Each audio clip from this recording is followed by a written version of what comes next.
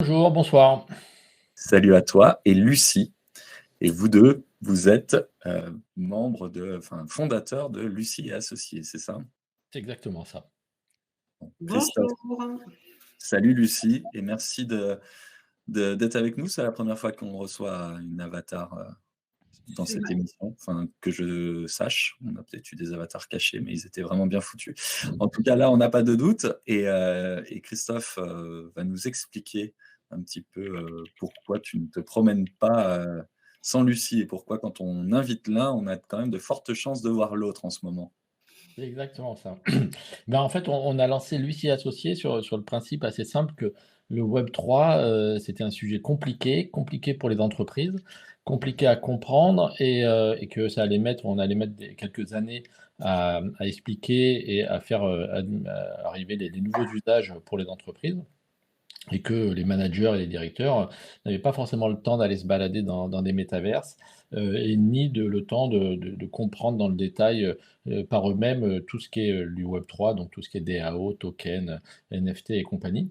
Et que c'est, pour autant un sujet hyper important et même un sujet, vu de mon côté, de souveraineté nationale. C'est qu'il ne faut pas laisser les Américains et les autres pays, nous bouffer sur ce terrain-là. Et donc le propos de Lucie Associés, c'est de créer beaucoup de contenu, beaucoup d'exemples, avec beaucoup de vidéos pour montrer, à quoi ça ressemble, et ça peut profiter à tous les gens qui parlent des métavers sans jamais y être allés. Je pense qu'ils sont assez nombreux, c'est même une spécialité là actuellement. Et donc pour ça, on a créé un avatar, une avatar en l'occurrence, qui s'appelle Lucie, et qui, se balade dans les, métaverses, existants, les proto-métaverses ou en tout cas tous les systèmes qui vont devenir des métaverses, à la recherche des mécaniques proposées par des marques. On en a déjà identifié 200, donc ça manque pas on la filme, enfin on fait de la captation vidéo pour être plus précis, mais pour montrer ensuite et analyser, ce qui est intéressant ou pas. Et donc voilà, c'est pour ça qu'on a créé ce personnage, cet avatar, qui a pour objectif de vivre dans les métaverses et d'aller tester notamment les événements qui peuvent être menés chez Loïc. Et oui, on va y revenir, mais du coup, si tu vas dans des métavers différents, Lucie, c'est que tu n'as pas toujours exactement la même apparence. J'imagine qu'il faut autant d'avatars qu'il y a de métavers, c'est ça? Alors effectivement, Laurent, ils ont passé beaucoup de temps à me créer, à trouver cette jolie couleur de cheveux, hein. C'est vrai que quand je me balade en fait dans les différents métaverses, puisque c'est ma mission, hein, c'est la mission que les associés me donnent. Il faut que j'aille me balader dans les métaverses, tester en fait les différentes opérations que les marques mettent en place, pour ensuite faire une sorte de rapport avec voilà, mon avis, hein, mon appréciation de la manière dont c'est fait, ce qui me plaît, ce qui ne me plaît pas, ce que j'ai compris, ce que je n'ai pas compris, parce que quelquefois, ce n'est pas toujours très clair, ce qui est facile à utiliser, quelquefois, les manipulations sont encore loin d'être fluides, quelquefois, ça bug aussi, hein. Mais enfin, voilà, c'est mon job, c'est ma mission, donc je passe beaucoup de temps dans ces univers. Et c'est vrai que, pour tout dire, au début, j'étais surprise parce que je pensais me retrouver en fait avec toujours cette même tête, ce même corps. Et puis voilà, en fonction effectivement des univers, je change d'apparence. Bon, voilà, donc c'est plus ou moins réussi, mais bon, c'est la règle du jeu. Donc, je ne m'attache pas trop à mon apparence virtuelle telle que vous la voyez là actuellement. Mais pour t'avoir vu sur les différentes vidéos qu'on peut retrouver notamment sur votre Ouais. compte YouTube, on retrouve quand même L'esprit. l'essentiel de tes traits, ouais, complètement. L'esprit, oui, mais c'est vrai qu'à chaque fois, les associés passent un petit peu de temps donc, pour justement donc, faire cette dérivation, j'allais dire, cette déclinaison donc, de ce que je suis là devant vos yeux aujourd'hui, hein, et dans les différents avatars. Mais ça va relativement vite. Parce que Christophe, on parle beaucoup du métavers ou d'un monde unifié. Dans les faits, il y a plutôt des mondes virtuels. Est-ce que tu peux nous faire une petite cartographie assez rapide de ce qu'on découvre quand on est un explorateur de ces mondes virtuels? Alors d'abord, effectivement, les métaverses, c'est plein de choses que nous, on a identifié une centaine de projets de métaverses. Alors on parle tout le temps de méta, mais en fait, il y en a une centaine aujourd'hui en lancement. Tous ne verront pas le jour, bien entendu, mais ils viennent d'univers très différents. Nous, on identifie 3 grandes familles sur les métaverses. On identifie, les métaverses natifs, ceux qui sont créés pour ressembler à des métaverses tels qu'on les fantasme et en premier lieu, il y a Meta, bien entendu, il y a Sandbox, Decentraland, il y en a quelques-uns comme ça. Ensuite, il y a une deuxième catégorie qui sont les jeux où il y a des millions d'utilisateurs, genre Fortnite ou Roblox, et ils préfigurent ce que seront les métaverses, et ils vont tous converger vers des métaverses. Et Roblox est extrêmement avancé dans ce domaine-là pour les expériences de marque, en tout cas. Et puis après, il y a toutes les expériences qui sont plus réduites en termes de périmètre, mais qui, là aussi, peuvent nous laisser imaginer ce que nous permettront de faire la réalité augmentée, la réalité virtuelle. Et un des bons exemples, c'est Dyson. Dyson, ils ont une boutique de commerce électronique qui permet de regarder, de comprendre les produits, de les mettre en situation. C'est très limité, c'est pas un métaverse, bien entendu, mais c'est un des prémices de ce que pourront être les marques dans des univers complets. Donc voilà, nous, on sépare ça. Et surtout, moi, je sépare ce qui est des expériences avec un casque. Donc aujourd'hui, sur Meta, il y en a déjà plein, et il y en a plein sur d'autres casques. Et puis l'univers social dans lequel on se balade, comme Decentraland ou comme The Sandbox, où on a notre avatar qui se balade dans des endroits pour aller découvrir quelque chose. Ça sera vraisemblablement un mix de tout ça. Ça sera peut-être un peu de balade, mais surtout une série d'expériences proposées par des éditeurs différents. Et je trouve que ce qui est intéressant, c'est de commencer à comprendre quelle est la nature de ces différentes expériences. Ensuite, la manière dont on se baladera entre eux, ces expériences, ça reste vraisemblablement à définir, quoi. Ce qui nous permet, nous, de les mettre dans une étiquette commune, c'est quoi? C'est ce côté social, on parle souvent de monde persistant, c'est-à-dire ce que l'on fait le jeudi existe encore le vendredi, c'est l'univers 3D. Qu'est-ce Alors, qui... moi, je trouve que c'est très compliqué à définir parce que typiquement, aujourd'hui, il y en a, enfin, The Sandbox et Decentraland, ils ne sont pas accessibles avec des casques de réalité virtuelle. Donc, est-ce qu'ils sont des métaverses? Oui, si on en lit toute la presse et ce que tout le monde en dit. Et pour autant, ils ne sont pas en réalité virtuelle ni en 3D, ça reste sur un écran. Donc, c'est vrai que la définition, elle est super compliquée. On peut imaginer que c'est quand même la notion de persistance est globale, est importante, mais surtout, pour moi, c'est l'idée que ça soit un univers global qui va présenter, qui va proposer plein de choses. Et ça va être un bon sujet de discussion avec Loïc, parce que ça nécessite que derrière, il y ait tout un back-office absolument dingue, avec des tokens, des NFT, des systèmes de paiement, des systèmes d'authentification, des systèmes de gestion d'avatar. Donc peut-être qu'une des définitions humbles que j'ai à ce stade-là d'un métaverse, ça sera un ensemble de fonctionnalités qui permettra de développer des expériences diverses et variées, de jeux, enfin on en reparlera sûrement, mais et ensuite qui sera persistant, qui sera vraisemblablement avec des NFT et des tokens, mais on peut imaginer que là-dedans, il y a des métaverses qui seront très dédiés à l'éducation, donc qui seront très différents de métaverses très dédiés aux événements. Donc voilà, et un événement, il ne sera pas persistant. Quand le match de foot il sera terminé. Donc c'est très compliqué, je trouve, de définir ce que c'est qu'un métaverse aujourd'hui. Et puis c'est un peu comme l'Internet au tout début. On n'avait pas vu arriver Instagram et on n'avait pas vu arriver Facebook au début. De la même manière, je pense qu'on ne voit pas arriver encore ce qui va se passer dans 5 ou 6 ans. Et donc, voilà, tout ça est en train de se construire. Et c'est ça qui rend le sujet vraiment rigolo. C'est qu'aujourd'hui, on est au début d'un truc qui bouillonne.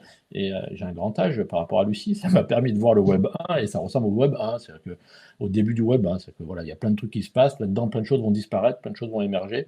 Et c'est ça qui est assez rigolo, finalement. Tu parlais de pionniers, des pionniers, tu en as croisé, toi, Loïc, ça nous donne une transition toute trouvée vers ton activité à Métagélan et ce que tu fais sur tes parcelles qui sont situées, je crois, sur Decentraland, Étienne, hein. Oui, c'est exactement. C'est situé sur Decentraland. Et juste pour rebondir un petit peu sur la notion de définition de métaverse, donc je pense que je partage pas mal la vision de Christophe. Donc, comme quoi on est sur des environnements qui sont encore en construction, où on a une somme de briques, mais le métaverse final n'existe pas encore. Et moi, il y a quelques notions que je mets dedans, moi ou Collect Online. Notre vision, c'est que pour un métaverse soit abouti, nous, on a besoin, par exemple, d'outils de construction. Donc, on a besoin d'avoir accès à ce qu'on appelle le builder pour pouvoir faire de la modélisation 3D, avoir accès au code, pouvoir charger des contenus dynamiques. Donc, il y a toutes ces notions de dire est-ce que c'est un métaverse fermé ou est-ce qu'on va parler d'open métaverse qui permet à une marque, à une entreprise de venir y exercer son activité parce que la philosophie ne sera pas du tout la même. Si je prends un Fortnite, par exemple, ça peut se rapprocher d'un métaverse, mais c'est l'éditeur du jeu qui dicte un petit peu les règles et on n'est pas encore on ne peut pas encore venir construire soi-même, même si on peut déjà faire des choses. Donc on est vraiment sur des univers en pleine construction. Donc, Mais pour toi, construire, c'est pouvoir mettre les mains dans le code. On a des univers qui se sont fait la spécialité de te permettre de construire des choses dans nos codes. Et puis même si on regarde ce que fait Meta et Horizon, on peut construire des choses sans avoir à toucher au code. Pour toi, c'est un élément discriminant, en tout cas, qui permet en fait, c'est ça qui va permettre la créativité. C'est au début d'Internet, par exemple, si tout était absolument cadré, en fait, tous les usages qui ont émergé d'Internet n'auraient pas été là si, en gros, dès le départ, il y avait quelqu'un qui aurait en quelque sorte vendu des sites Internet en disant le template, c'est ça, venez exercer chez nous. La richesse, c'est qu'on a pu développer des activités, plein de choses, parce que tout le monde avait un petit peu accès au moteur. Si en gros, le moteur, on laisse un Facebook avoir la mainmise totale sur le moteur, tout va converger dans le sens de Facebook et on n'aura pas cette créativité si on a un accès total. Et nous, actuellement, le premier métavers sur lequel on exerce Decentraland, on y est dessus parce que c'est un métaverse auquel on a cru il y a très longtemps. Dès 2017-2018, on était là à la lecture du white paper, on a misé dessus, on a patienté quelques années et on a misé sur l'un des bons métaverses pour nous parce que justement, on avait toutes ces opportunités qui ne sont pas forcément offertes dans tous les métaverses. Donc là, nous, aujourd'hui, on a développé une activité sur Decentraland. On est en train de le faire sur CryptoVoxel. On est sur un système un petit peu on est sur des métaverses Web3 et demain, on est en train de signer un beau partenariat. Je ne suis même pas sûr de pouvoir en parler ce soir, mais je vais le dire quand même. Metaverse GT, un métaverse français qui est en train de se lancer. Et l'idée, c'est vraiment d'avoir une vision agnostique et de venir créer un véritable facilitateur d'accès vers les métaverses parce qu'on en parle beaucoup, ceux qui y vont, il y en a encore très peu et on a besoin d'une plateforme, d'un intermédiaire qui va aider les différents acteurs à faire leur premier pas dedans. Alors, parlons aussi même si on est ici à 20 minutes au carré, et je salue toute la communauté qui s'est jointe à nous, et désolé pour les problèmes de son au tout début. On est avec des gens qui connaissent le Web3, on est avec des gens qui, pour la plupart, ont dû déjà expérimenter des mondes virtuels. Mais moi, je m'adresse aussi aux personnes qui découvrent Decentraland en t'écoutant, Loïc. Il faut expliquer un petit peu comment ça fonctionne. Tu parles de parcelles, donc il y a quoi? Il y a 90 000 parcelles dans Decentraland, c'est ça? Quelque chose comme ça? Decentraland, donc c'est vraiment un projet qui est né dans l'écosystème blockchain et Web3. Donc en 2018, début 2018, ils ont mis aux enchères 90 000 parcelles de terrain sous forme de NFT, et c'était dans les règles du jeu, il n'y aura pas une parcelle de plus.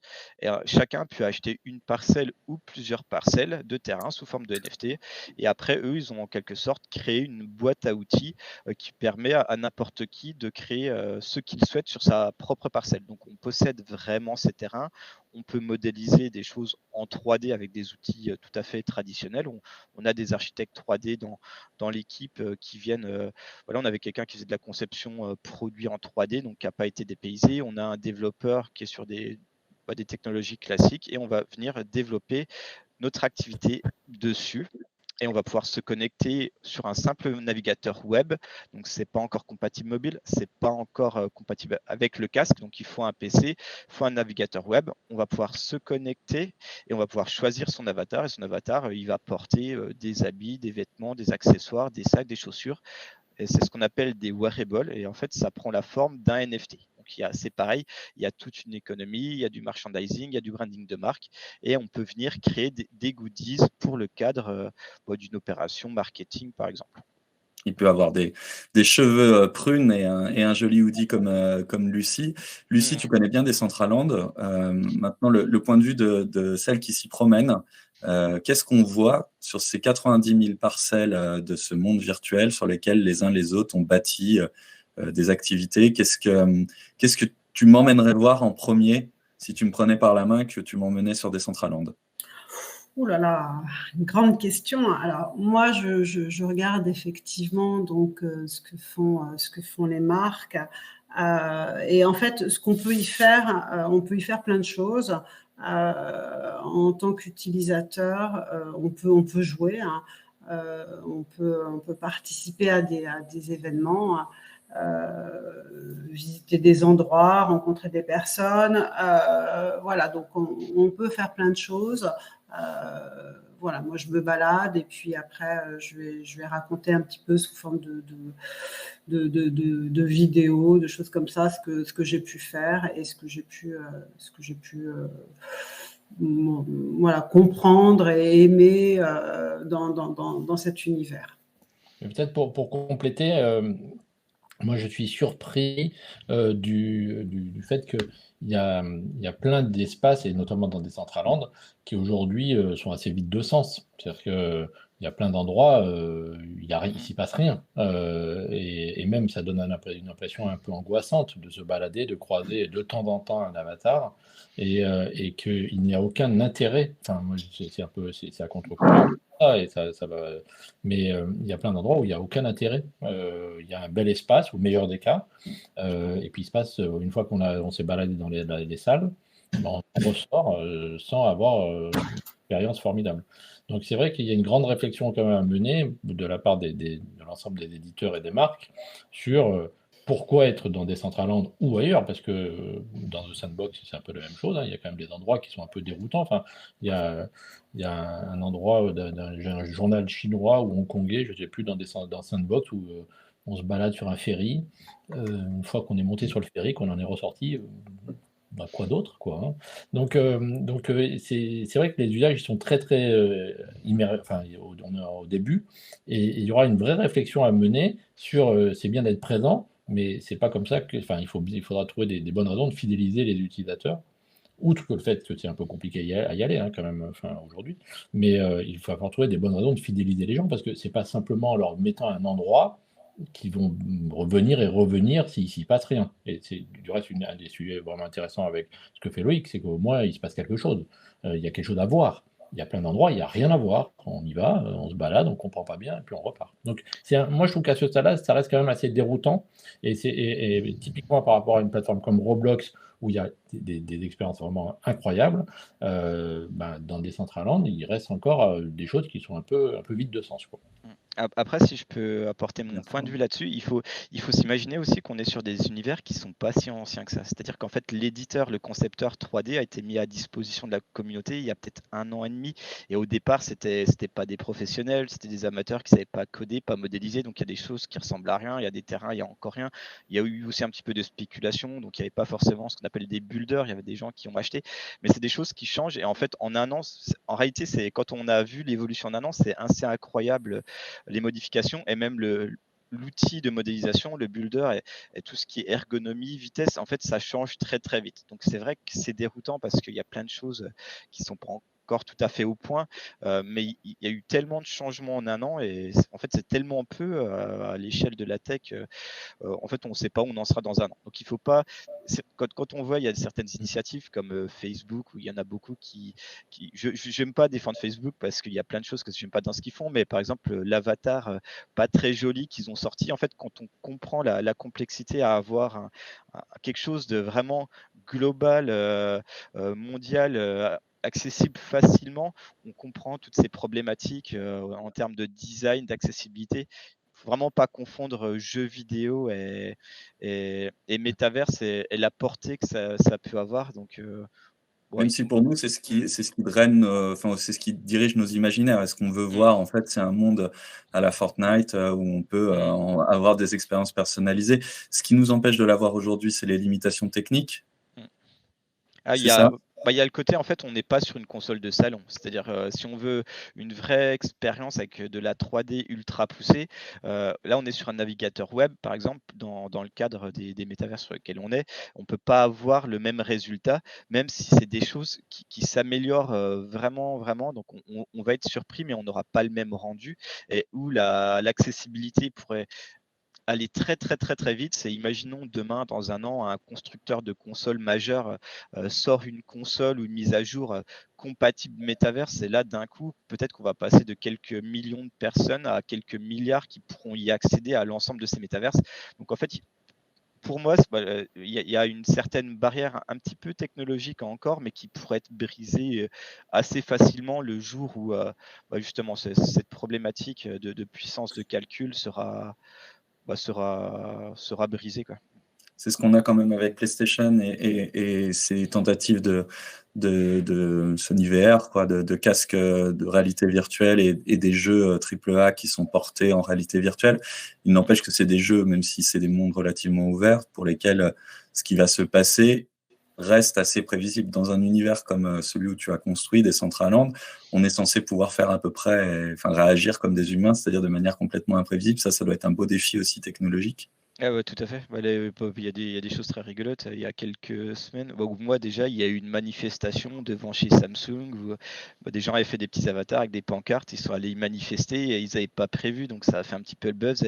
C'est des éléments qu'on maîtrise pas, parce que oui, les gens peuvent venir. On peut mettre de la sécurité, on peut créer des salles privées, on peut même, dans l'absolu, bannir des personnes qui font des choses qui seraient répréhensibles.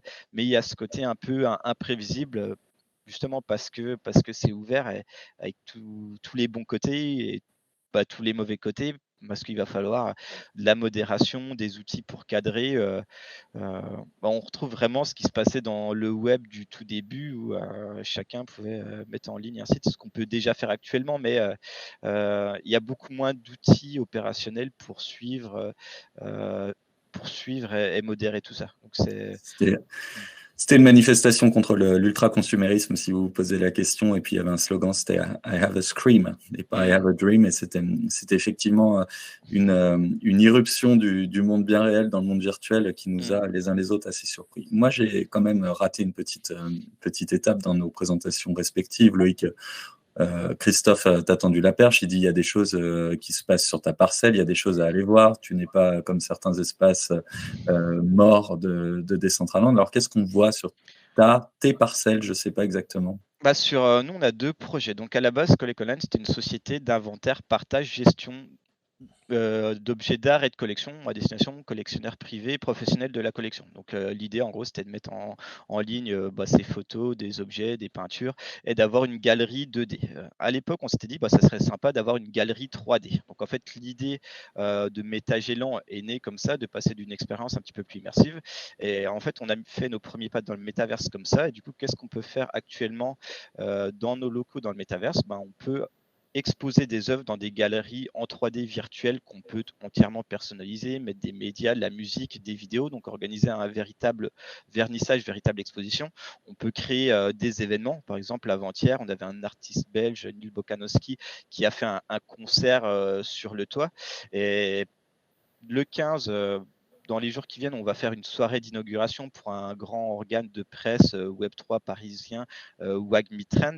Et très prochainement, je ne sais pas si c'est le moment d'en parler, on va avoir une belle initiative avec un des acteurs majeurs de la presse en France et des précurseurs dans comment dire, le côté évangélisation du grand public. Donc voilà, il y a une belle initiative avec toi, Laurent, avec 20 minutes et le journal 20 minutes. Et avec tous les mécas, j'espère. Oui, on en profite, on lance l'invitation. Évidemment, Loïc, tu es un méca, tu es dans la communauté depuis pas mal de temps, tout le monde te connaît.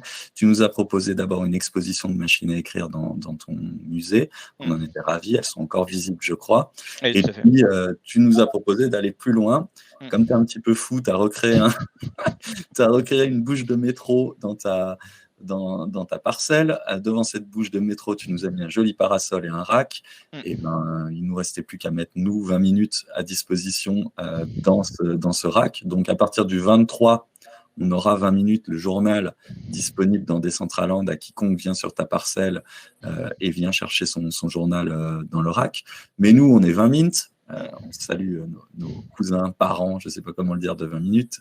Mais à 20 minutes, on voulait aussi profiter de cette occasion-là pour faire quelque chose à notre sauce.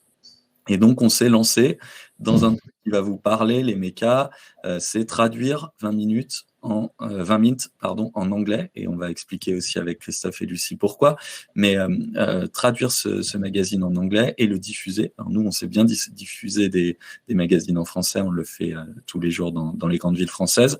Là, c'était plus compliqué, on a saisi l'opportunité que tu nous as offerte, Loïc, et on s'est mis en ordre de bataille et on a créé une soirée pour le 21 septembre. C'est pour ça que je vous ai dit tout à l'heure de booker votre créneau du 21 septembre. Une soirée avec un DJ qu'on vous a déjà présenté ici même, à 20 minutes au carré. C'est Buffalo qui va mixer pour sa communauté et pour vous. Et surtout pour le lancement de 20 minutes, il nous fait cette amitié-là. Donc on va lancer 20 minutes. Version anglaise qui sera donc disponible chez toi, Loïc. Et puis pour les mécas, vous aurez la possibilité, je vous fais les annonces complètes, vous aurez la possibilité de venir avec un petit wearable 20 minutes, un polo qu'on vous offre pour que vous veniez porter les couleurs de la communauté ce soir-là et les autres jours. Donc on va mettre en place dès la fin de l'émission un lien sur Tropi, les copains de Tropi. Donc vous allez sur Tropi, vous vous connectez avec le wallet qui a le NFT machine à écrire, et puis vous verrez, vous pouvez réclamer un polo, un wearable, qu'on vous envoie immédiatement ou presque sur votre portefeuille, en tout cas à temps pour aller l'arborer fièrement. Voilà, c'était un long tunnel de promotion, mais c'est un tunnel qui nous tient à cœur parce que cet événement-là, c'est une expérience. On n'a pas une stratégie de dingue pour l'instant sur le métavers. On veut y aller, on va y aller modestement, mais on a surtout une stratégie qui est de nous associer à des gens qui voient les choses avec un peu plus d'anticipation que nous. Et c'est ton cas, Christophe. C'est pour ça aussi qu'on a été amené à échanger. C'est pour ça qu'on t'a invité, ainsi que Lucie, à cette soirée. J'espère que vous viendrez le 21. Cette idée que tu as que vous avez tous les deux de sensibiliser les entreprises du monde, dirons-nous, classique au métavers et au monde virtuel, c'est une idée qui trouve de l'écho. Tu as des interlocuteurs qui sont intéressés par cette démarche?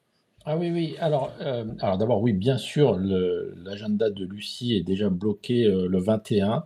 Et de toute façon, Lucie est déjà allée se balader chez Loïc. Et même Loïc a lui aussi un petit t-shirt tout à fait formidable, même si Lucie n'a normalement pas le droit de quitter son hoodie. C'est pas de travail, elle a le droit, c'est son uniforme. Mais enfin bon. Ça se négocie. Ouais, Ça peut être le temps C'est d'une encore de photo. négociation. C'est le temps du. Oui, dans les entreprises, oui, c'est assez drôle parce que, en fait, d'abord, c'est très dépendant du secteur d'activité. On sait que le domaine du luxe, par exemple, a très largement commencé à travailler sur le Web 3. Il y a des secteurs qui sont beaucoup plus à la traîne, on va dire. Alors, d'abord, moi, je pense qu'on va mettre 10 ans à faire passer le message du Web 3. Il faut voir que on a mis 10 ans à faire passer le message du Web 2 déjà. Il y a encore quand même, il faut se le dire, il y a une statistique qui est parue assez récemment qui montre le retard des PME et des TPE européennes globalement par rapport au Web 2, mais il ne faut pas imaginer que toutes les entreprises françaises sont... Enfin, moi, je fais du conseil depuis maintenant plus de 20 ans dans ce domaine-là. Chaque fois que j'arrive, on me dit « Ah, mais moi, chez nous, c'est la préhistoire. » Et si on écoute les conférences et les articles dans LinkedIn, on a l'impression que tout est interconnecté, blabla, avec des systèmes qui se parlent et tout ça. La réalité, elle est que c'est très différent sur le Web 2, et donc on va mettre très longtemps à convaincre sur le Web 3. Et le Web 3, c'est compliqué. Les blockchains, c'est compliqué. Les business models à base de NFT, c'est compliqué. Les tokens et la tokenisation, c'est compliqué, et ainsi de suite. Donc, pour répondre à ta question, selon les secteurs d'activité, il y a une appétence qui est plus ou moins... qui est très différente, mais globalement, tout le monde comprend qu'il va se passer quelque chose. Donc, nous, notre sujet, c'est d'être très en amont et, encore une fois, de montrer et d'expliquer à des COMEX et des CODIR qu'il va se passer quelque chose et qu'il faut se préparer maintenant, parce que préparer le Web 3, c'est déjà être au clair sur sa stratégie Web 2. Et un des exemples que je cite souvent et que je trouve assez rigolo, c'est que 70% des images d'un catalogue IKEA sont générées par un ordinateur. Donc, la cuisine n'existe pas, le salon n'existe pas.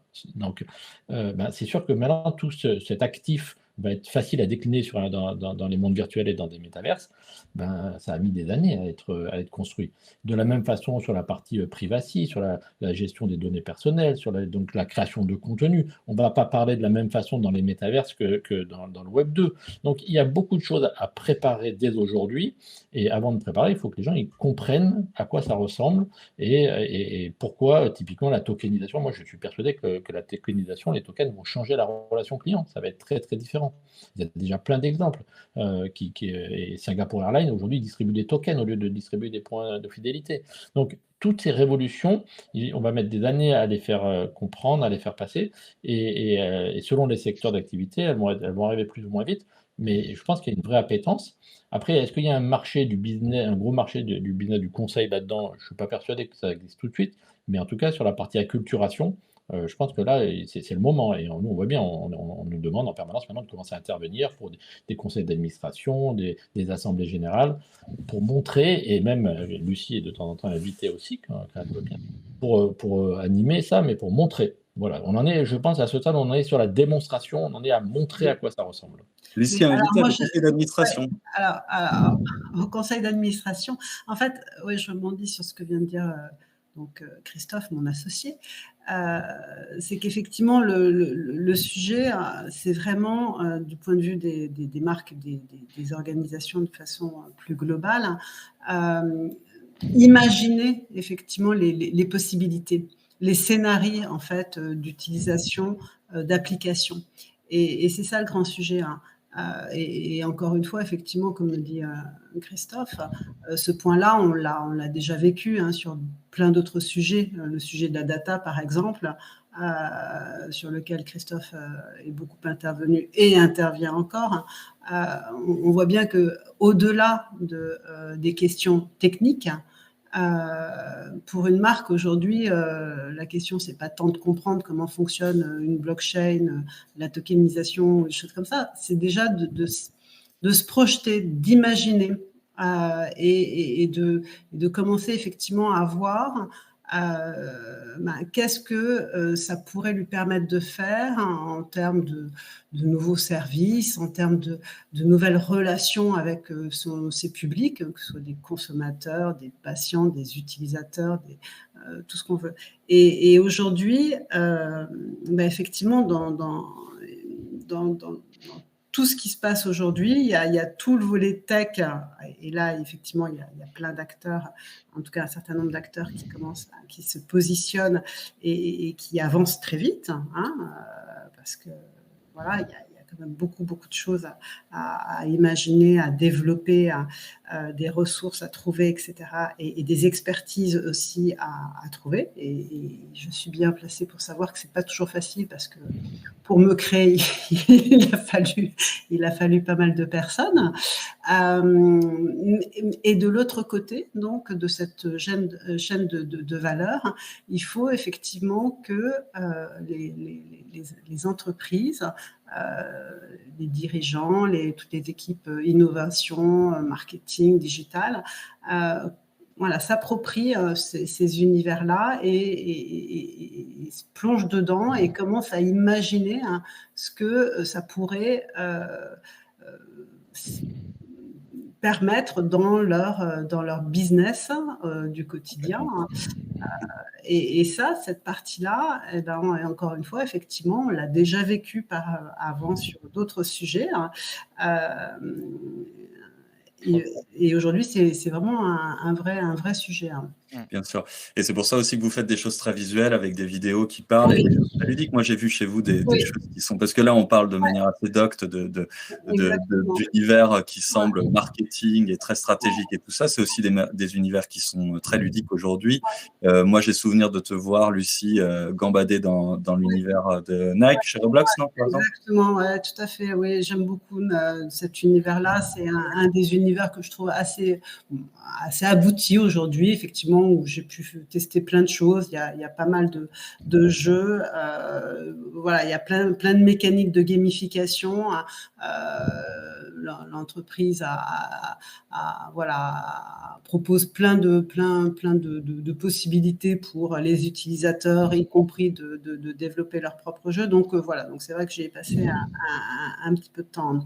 Mais effectivement, comme tu le dis, Laurent, c'est le parti qui a été pris par Christophe et les autres associés que de rendre effectivement tous ces univers et toutes ces possibilités le plus tangible et le plus visuel possible, et pour aussi casser un petit peu démystifier, je ne sais pas si c'est le bon terme, mais en tout cas, il y a un côté un petit peu obscur, avec une dimension très tech quelquefois, qui peut effrayer un certain nombre, ou en tout cas qui peut gêner l'appropriation par des équipes dirigeantes ou des équipes qui ne sont pas forcément geeks.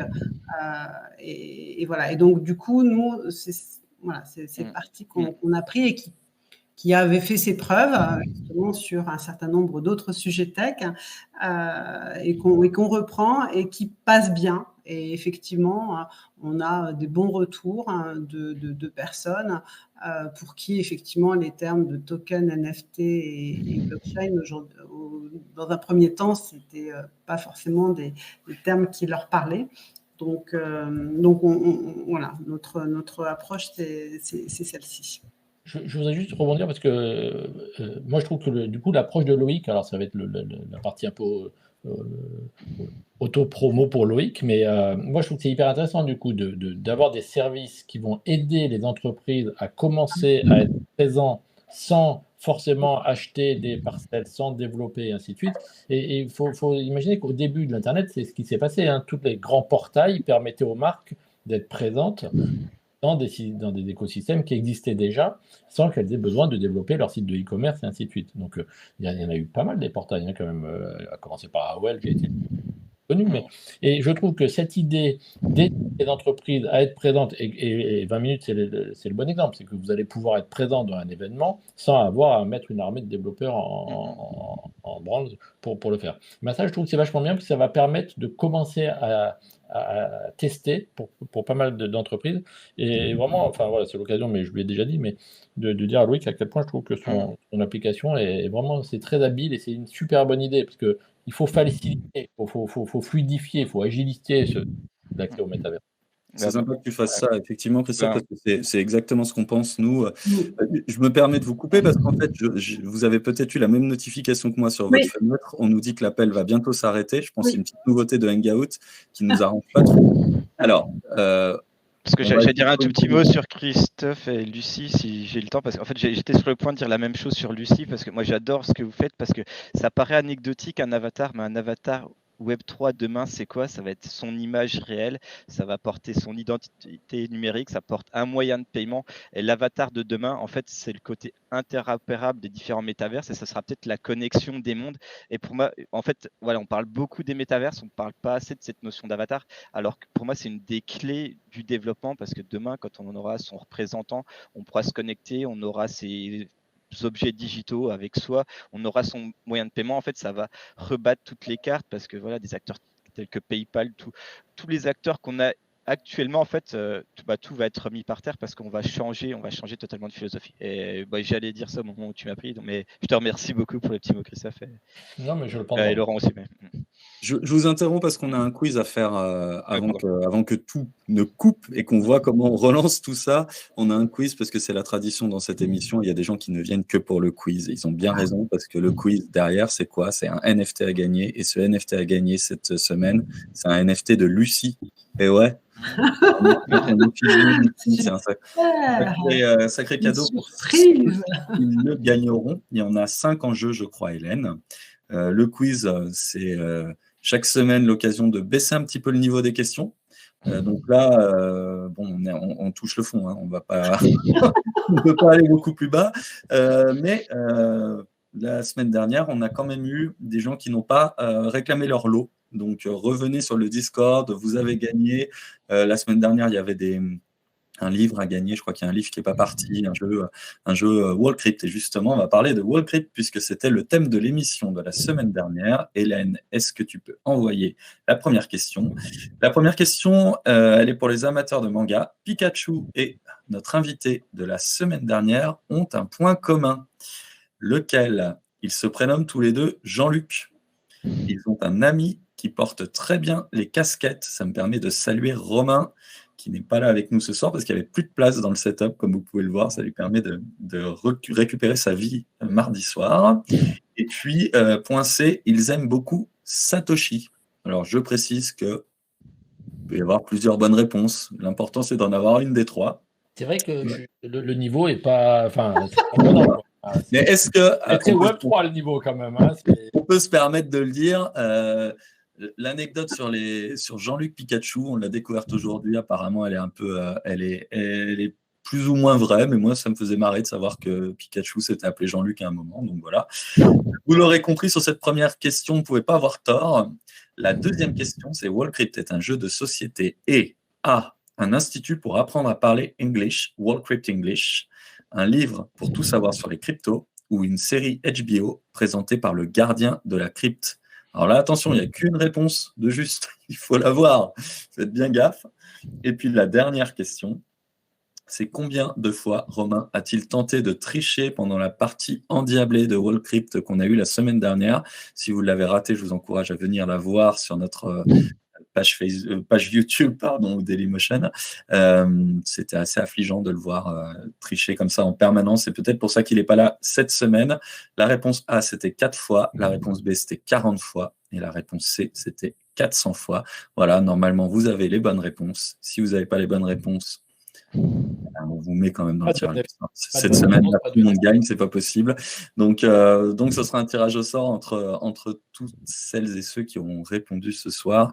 Et je rappelle que c'est pour gagner un NFT Uncut. Et ces NFT Uncut vous donnent accès à une section merveilleuse sur uncut.fm, section dans laquelle on vous promet depuis bien longtemps des contenus exclusifs. Et il n'y en a toujours pas, mais on se rapproche du moment où il y en aura. On en parlera peut-être demain à l'AMA qu'on aura tous ensemble sur Discord. Demain, AMA à 18h30 sur Discord pour les détenteurs de machines à écrire. C'est là où on va discuter de la suite du projet du numéro 2. Voilà, fini pour la petite session 20 minutes. On revient à nos moutons en espérant qu'on ne sera pas coupé trop tôt. On a parlé pas mal d'applications pour les marques et les entreprises avec vous trois. Christophe, les métavers, les mondes virtuels, c'est aussi pour le grand public quand même, ou aujourd'hui c'est avant tout une opération pour des marques, une opération de communication et pas forcément d'action envers le grand public. Si on appelle le grand public la fameuse ménagère de moins de 50 ans que TF1 dans certaines années visait, c'est pas pour le grand public. Aujourd'hui, installer un wallet, c'est compliqué. Connecter son wallet avec l'extension Polkadot, il y a encore des développeurs qui n'y arrivent pas. Et se balader dans un univers qui est très gaming, ça n'intéresse pas du tout Monique qui fait ses courses à Auchan avec ses imprimés publicitaires. Donc, si c'est ça la question, non, c'est pas grand public. Pour autant, si on regarde Roblox, c'est des dizaines de millions d'utilisateurs qui ont 13 à 15 ans d'âge moyen. Ces gens-là, ils vont très très vite arriver sur le marché de la consommation et des marques, et ils le sont déjà du reste, et du coup, pour eux, c'est déjà une réalité. Donc, la notion de grand public, elle est à moyenner en fonction de qu'est-ce qu'on appelle le grand public et puis quels sont les métavers dont on parle. Meta, ça sera grand public dès le début parce que c'est très facile d'accès. The Sandbox, déjà c'est un peu plus compliqué, et puis les Decentraland, pareil. Donc, moi je trouve que pour l'instant, on en est aux prémices. Et ce qui est intéressant, c'est de voir les initiatives qui sont menées, à quoi elles peuvent nous permettre d'imaginer. Mais comme on le disait avec Loïc tout à l'heure, ça sera très différent à la fin, ça c'est sûr. Mais je pense que tant que l'installation d'un wallet est aussi compliquée que ça l'est aujourd'hui, et tant que les branchements marchent une fois sur deux, moi j'ai quand même un peu compliqué avec, il faut télécharger en permanence des applis, ça c'est pas stable. Au même titre que l'Internet n'était pas stable au tout début, il faut se souvenir, on branchait un modem, ça crachouillait, ça marchait une fois sur deux et tout ça. On en est au même stade, donc il n'y a pas d'angoisse à avoir, mais le début de l'Internet n'était pas grand public, au même titre que les débuts des métavers, c'était pas. Après, quand Apple va sortir son casque, aujourd'hui, il y a quand même plein d'éléments qui peuvent faire que ça va s'accélérer très très vite. Et surtout, il va falloir que ça soit interopérable, quoi. C'est sûr que aujourd'hui, on en parlait, mais tant que on doit passer 10 minutes à refaire son avatar dans chacun des domaines, que si j'achète un NFT à droite, il ne marchera pas à gauche, que, enfin, tout ça, on voit bien que ça peut pas durer pour le grand public. Je ne peux pas avoir plusieurs NFT pour plusieurs avatars qui seraient le mien. Enfin, ça colle pas, quoi. Donc, il y a un gros sujet d'interopérabilité, il y a un gros sujet de simplification des setups. Aujourd'hui, acheter des tokens, pour madame Michu, ça reste compliqué. Donc ben voilà, c'est ça qu'on va voir arriver. Et la question, c'est est-ce que cette simplification, elle va pas être au détriment des fonctionnalités? C'est tous les enjeux des prochaines années, ça va être assez rigolo. J'ai un message angoissant, moi, qui me dit que ça va se terminer. Je centre Loïc sur Decentraland que tu connais très bien, même si je ne te résume pas à ça évidemment, mais Decentraland, on l'a beaucoup présenté comme une plateforme immobilière finalement, ce grand moment de la parcelle. Ah voilà, bon bah super. Bon bah désolé pour cette interruption. Les différents invités vont revenir progressivement. Moi, ça me permet de vous saluer pour ceux qui sont arrivés un petit peu plus tard. Merci beaucoup. Chouette émission. Je vais pas blâmer qui que ce soit. Pour ceux qui étaient sur le Discord cet après-midi, vous avez vu que j'arrive même pas à paramétrer un bot pour faire un sondage. Donc, loin de moi l'idée de me plaindre de ce qui vient de se passer. On reprend la discussion là où on l'avait arrêtée.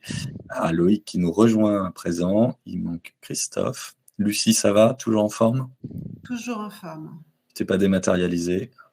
Pas plus que tu ne l'étais? Voilà, toujours pareil. Bon, parfait. Loïc? Je suis prêt, je suis là. On peut comparer nos étagères. La mienne est réelle. La mienne est très virtuelle. Mais la tienne est virtuelle. Est-ce que... et voilà, Christophe. On est tous là. J'ai profité de cette petite interruption pour lire les différentes questions et je vous remercie. Je remercie notamment Bitload qui a posé des questions et tous ceux et Amarchin aussi. On a plusieurs petites questions en suspens. Il y en a une par exemple qui te concernait, Loïc. C'est comment tu choisis les projets qui atterrissent chez Metagelan? Actuellement, en fait, Metagelan, en fait, l'analogie derrière, on est vraiment encore dans l'exploration. Donc, même si on avait un segment initial qui était très tourné art et collection, parce que c'était un des secteurs matures, là, en fait, on s'intéresse vraiment à beaucoup de projets. On a encore actuellement un projet médical pour un EHPAD. On a fait des événements corporate. En fait, à chaque fois qu'on fait un événement, on développe la plateforme, on ajoute des nouveautés. Donc, on n'est pas fermé sur un sujet. Donc, il faut que ce soit quelque chose qui nous parle, qui nous fait progresser. Donc, les gens arrivent chez nous, ils ont plein d'idées, ils pensent qu'on peut tout faire dans un métaverse. C'est pas encore le cas. Demain, ça sera sûrement le cas. Et là, pour l'instant, on est un petit peu bloqué avec les possibilités de Decentraland. Demain, par exemple, avec Metaverse GT, on a quelque chose de beaucoup plus user-friendly, plus accessible. On va pouvoir développer des nouveaux usages. Donc voilà, ça va dépendre qu'est-ce qui correspond à Decentraland. Et demain, on va ouvrir la gamme de projets accessibles au fur et à mesure qu'on se développera sur différents métaverses. J'avoue que l'imagination, c'est souvent aussi ce qui nous limite. Nous, quand on a travaillé ensemble Loïc, sur la distribution, je me suis dit, attends, on va pas faire un jumeau numérique de nos racks, quoi.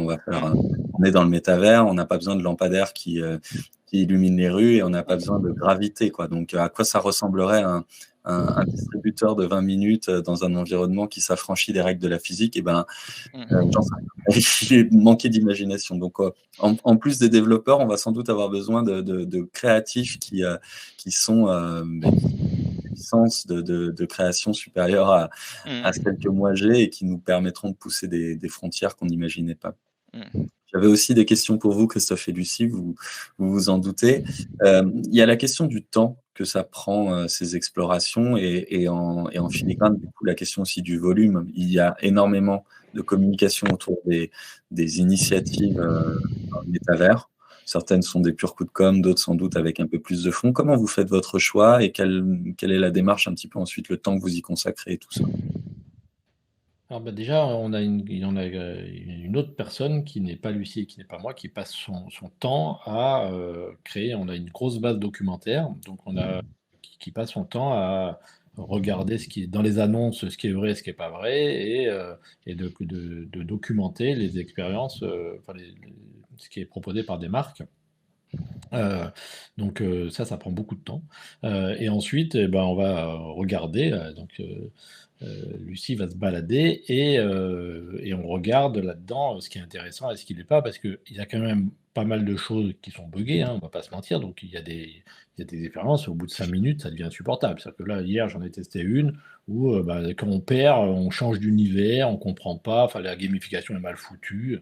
Alors à côté de ça, il y a des trucs absolument incroyables, hein. Puma, ils ont fait un truc en Roblox qui est vraiment dingue, avec, on est en apesanteur justement sur la Lune. Enfin, il peut y avoir des trucs vraiment très très chouettes.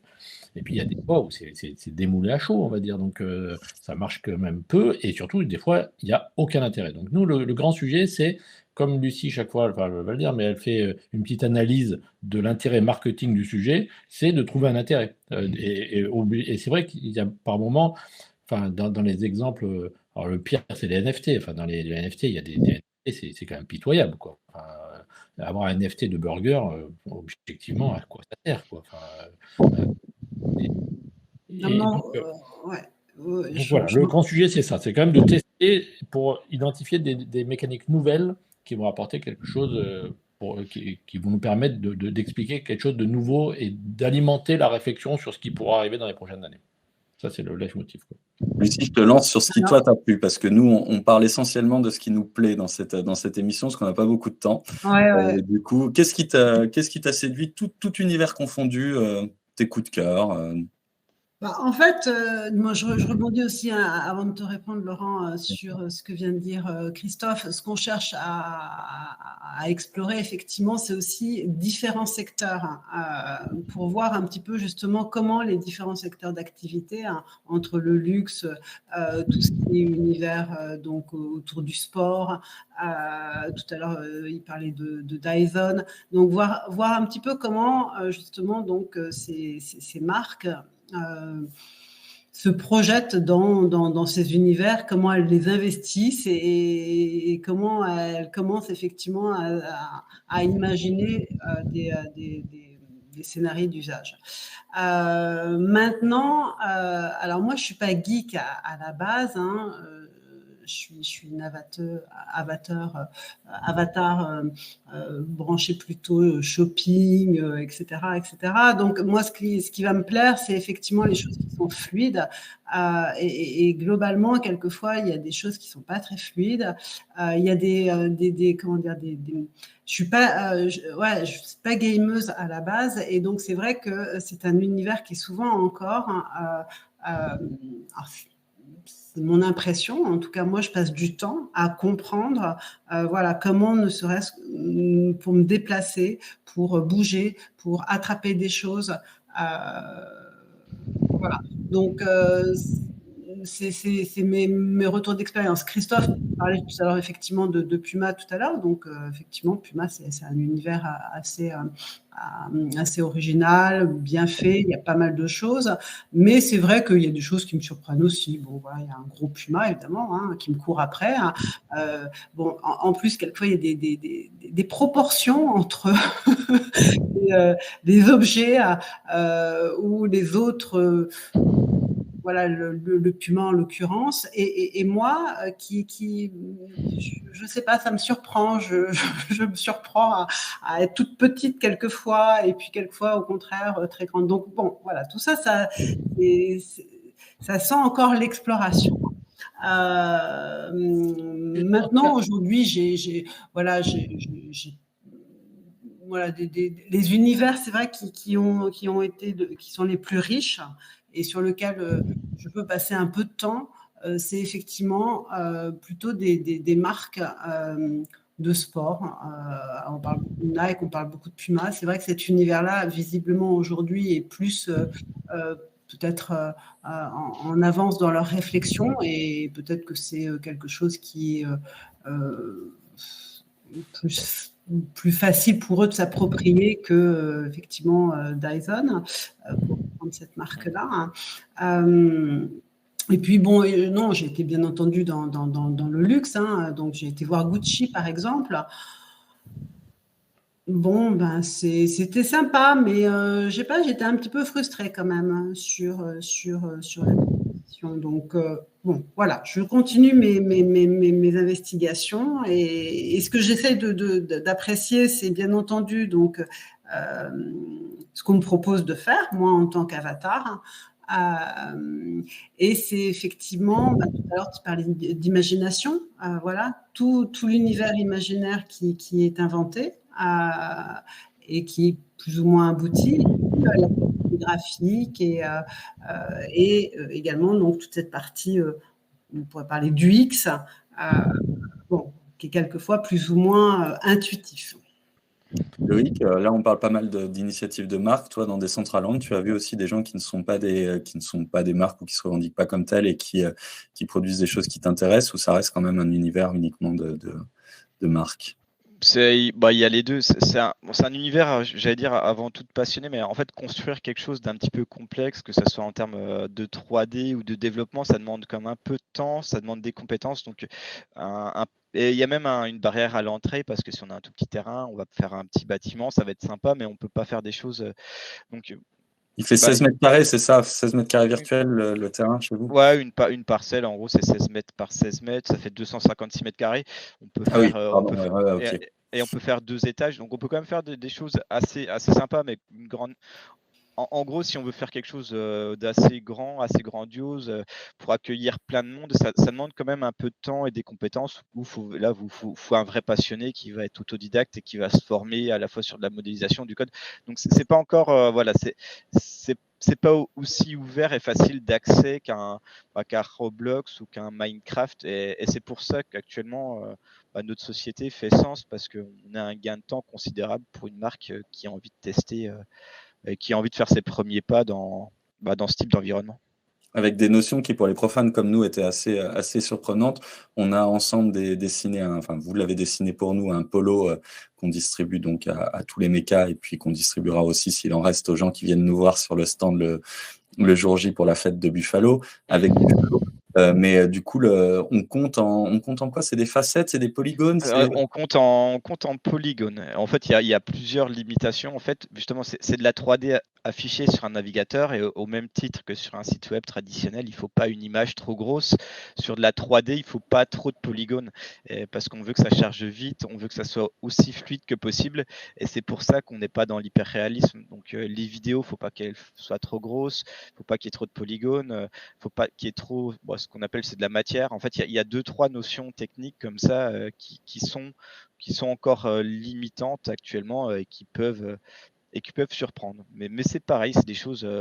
Il y a environ un mois, Decentraland, on a fait une belle mise à jour, c'est devenu plus fluide d'un coup. C'est pas encore magique, mais c'est des choses qui progressent, et on voit des métaverses qui sont en train de naître.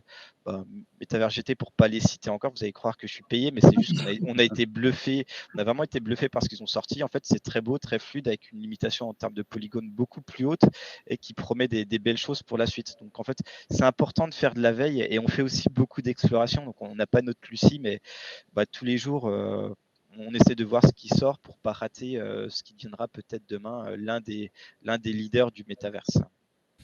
Christophe, ouais, je vais faire un petit peu de promo, mais sur notre chaîne, on a fait une petite vidéo avec 10 exemples de campagnes dans des métaverses qui sont remarquables vu de notre côté. Je voudrais vous en citer 2 qui sont assez drôles. Il y a eu un jeu vidéo, donc c'est pas vraiment un métaverse, mais qui a été fait par l'Office de tourisme de Nouvelle-Zélande, où on peut se balader en Nouvelle-Zélande avec son propre avatar, d'une certaine façon. Enfin, ça ressemble plus à un jeu vidéo classique, enfin à l'ancienne en tout cas, mais c'est quand même remarquablement fait. C'est vraiment dingue.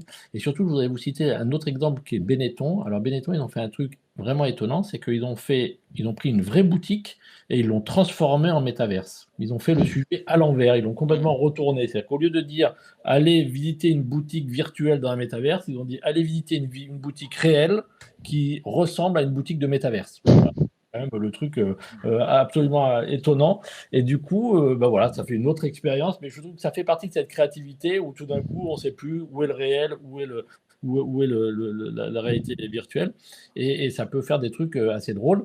Après, Carrefour a fait un truc assez rigolo avec une LC Map où on peut gagner, c'est dans Fortnite, où on peut gagner des points LC quand on mange des bananes et du poisson, ce qui est assez cool. Alors, est-ce que le client de Fortnite est mangeur de poissons? On peut en douter par rapport au burger, mais en tout cas, voilà, il y a plein d'initiatives, et en tout cas, c'est ça qui est rigolo aujourd'hui, c'est que ça part dans tous les sens. Et moi, je trouve, encore une fois, Benetton qui fait une vraie fausse boutique où on ne sait pas pourquoi on irait dans une boutique en vrai, mais qui est virtuelle, ça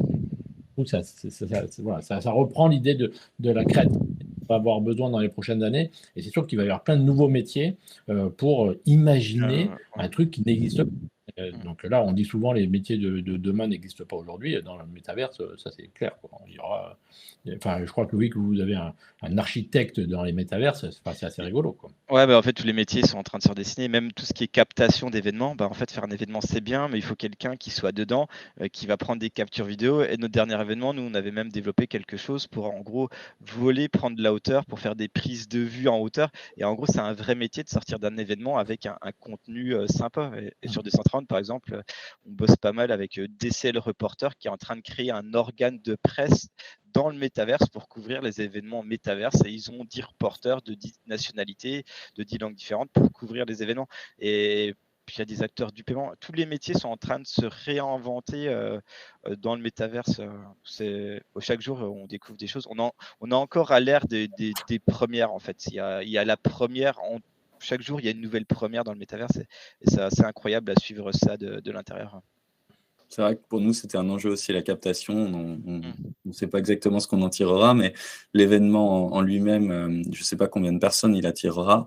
Et ça permet aussi de se poser la question de la limitation. Il y a eu pas mal d'échanges autour du nombre de personnes qu'on peut avoir en même temps sur un événement dans un monde virtuel, sachant que finalement, très souvent, de toute façon, on n'atteint pas cette jauge. Mais est-ce que c'est encore un enjeu, ça, le nombre de personnes qui simultanément peuvent participer à un événement? C'est totalement un enjeu. Il y a encore des métaverses où c'est limité à quelques centaines. Il y a d'autres métaverses qui annoncent quelques milliers. Et du coup, on est sur, c'est un peu, si je reviens un peu dans le monde du gaming, il va y avoir des royaumes où s'il y a trop de monde, bah, les gens seront au même événement, mais tout le monde ne se verra pas en même temps parce que voilà, mettre 100 000 personnes au même endroit, je pense qu'on n'en est encore pas tout à fait là. Donc, il y aura peut-être 100 fois 1000 personnes. Donc, l'idée, elle est un petit peu là. J'en profite aussi. Alors, juste pour info, j'ai voulu poster la vidéo YouTube que vous avez faite et je me suis fait ban de mon propre chat. C'est des choses qui arrivent. Je laisse Hélène la remettre si elle en a l'opportunité. Je me fais aussi le relais de Mr. Tyra qui dit il y a des joueurs de Fortnite soucieux de leur alimentation. Il faut faire attention. Et c'est vrai que... Bien sûr. Mais c'est vrai que attaquer le joueur de Fortnite en lui disant mange du poisson, c'était osé. Mais c'est ça qui a fait Il la fera beauté du peut-être projet. venir un jour Carrefour pour qu'il nous explique ce Oui. qu'il nous tirait. Moi, il y a plein de marques comme ça que j'ai envie de voir.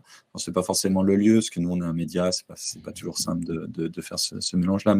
Mais je serais curieux de savoir quelles expériences elles retirent de tout ça et comment, à l'intérieur des organismes, ils arrivent à sensibiliser leurs confrères et collègues qui sont assez loin de tout ça. Vous êtes dans cette action de sensibilisation. Là, vous trois, hein, mais Christophe et Lucie, c'est carrément votre fonds de commerce. C'est qui vos interlocuteurs dans les entreprises? C'est des gens qui font de la R&D, c'est des gens qui font du marketing, Il y a à la fois on a deux grands publics. C'est soit des directeurs de la com qui veulent quelqu'un qui vienne animer un événement chez eux, et enfin de la com au sens large, quoi. Donc quand on vient animer pour parler à une convention ou à un COMEX pour leur expliquer, donc ça c'est des interventions généralement assez courtes. Et puis après il y a des directions marketing qui veulent sensibiliser leurs équipes. Alors là, généralement ça prend une journée pour faire de la sensibilisation et commencer à faire des ateliers d'idéation pour commencer à imaginer à quoi ça pourrait ressembler et projeter les équipes dans, voilà, si on devait vendre des NFT, à quoi ça ressemblerait, si on devait fidéliser autrement nos clients, à quoi ça ressemblerait. Et donc ça, c'est plutôt des directions marketing qui sont dans la réflexion et qui se disent il faut s'y mettre maintenant parce que...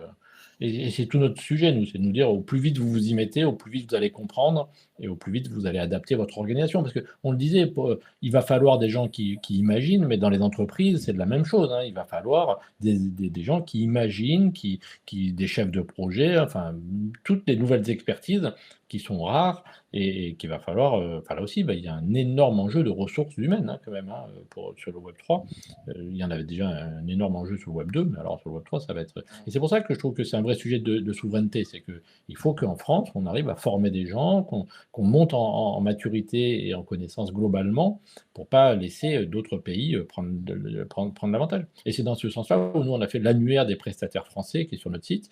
Pareil, c'est gratuit, ça permet d'identifier pour les annonceurs tous les prestataires qui peuvent opérer pour eux, que ce soit du NFT, du token, bien sûr Loïc est là-dedans. Enfin, il faut mettre en avant cet écosystème. Pour nous, c'est vraiment un sujet important pour permettre que ce pan de l'économie se développe et qu'on ne laisse pas Facebook et Google prendre toute la part du marché. Ouais. Et c'est vrai que la formation est très très importante parce que nous aussi on intervient dans des écoles, dans des conférences, dans des ateliers. Et à un moment on était devant 40 chefs d'entreprise à leur expliquer ce qu'on faisait. Quand on parle métaverse NFT, il y a souvent des fois quelques sourires, quelques sceptiques parce qu'on pense aux singes qui se vendent des millions, où il y a des cas d'usage qui sont connus des gens, des faits un petit peu rigolos ou moins rigolos. Il y a beaucoup de fantasmes dans ce qui se passe dedans, mais quand on a le temps, en 1 heure par exemple, on a le temps d'embarquer les gens dans l'univers et les gens en général ils ressortent un petit peu différents parce que quand on creuse et qu'on comprend les enjeux et les opportunités de ce monde, on comprend on se pose plus la question est-ce que ça va arriver, la question c'est quand, et est-ce que c'est le bon moment pour ma société maintenant, est-ce que ça sera dans 2 ans. Il y a une petite question de time to market, mais une chose est sûre, ça va arriver. Et l'idée, il faut sortir du fantasme où ça va être un casque, on est totalement immersif, la dystopie à la Ready Player One. L'idée, c'est demain, indifféremment, on sera sur Internet, on va passer d'un site 2D à un site 3D où on aura son petit personnage. Et voilà, au même titre qu'il y a encore du Web 1, il y a encore du Web 2, le Web 3 va côtoyer les deux autres et je ne suis pas sûr qu'il y aura une grande révolution. En fait, c'est plusieurs versions du Web qui vont cohabiter, chacune ayant ses usages, ses clients, ses consommateurs. Voilà. J'avais coupé mon micro pour ne pas t'interrompre et pour ne pas vous interrompre collectivement parce que c'était la meilleure des manières de conclure cette émission. Moi, je ressors de tout ça galvanisé. On va être en pleine forme le 21 pour vous accueillir tous les trois sur... non, c'est toi qui vas être en pleine forme pour nous accueillir. On est chez toi, il ne faut pas l'oublier. Tu nous accueilleras tous le 21, j'en suis sûr, avec le sourire que tu as toujours. Je vais essayer de sortir des petits forêts de champagne pour l'occasion. Mais... écoute, ouais, avec grand plaisir. Moi, je voulais vous remercier. Je voulais alors d'abord remercier Hélène, parce que Hélène qui réalise l'émission a une soirée complexe et c'est pas du tout de sa faute. Et une fois de plus, tu as géré ça avec beaucoup de calme. Merci beaucoup Hélène, je ne te vois pas, tu es dans un autre bureau mais à quelques mètres de moi. Bravo pour ça. Et puis évidemment remercier toute la communauté qui est venue, ça fait plaisir. Vous êtes restés malgré la coupure, ça c'est bon signe. Je vous donne rendez-vous demain pour l'AMA. Venez, on va discuter du numéro 2, on va parler de journalisme participatif, puisque c'est ça 20 Mint.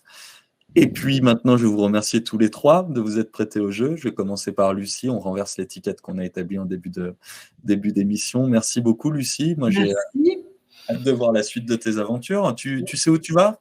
Non, pas encore. Ils veulent toujours me préserver la surprise. Donc voilà, j'en saurai probablement plus demain. De fait, elle va le 21 au lancement, ça c'est sûr. Donc tout le challenge, c'est de faire une vidéo les jours qui suivent avec cette expérience-là. Merci Christophe, en tout cas, de nous accompagner. Et puis, merci aussi personnellement de m'aider à comprendre un peu mieux cet univers que je découvre à petits pas. Et c'est vraiment précieux de pouvoir compter sur des explorateurs comme vous.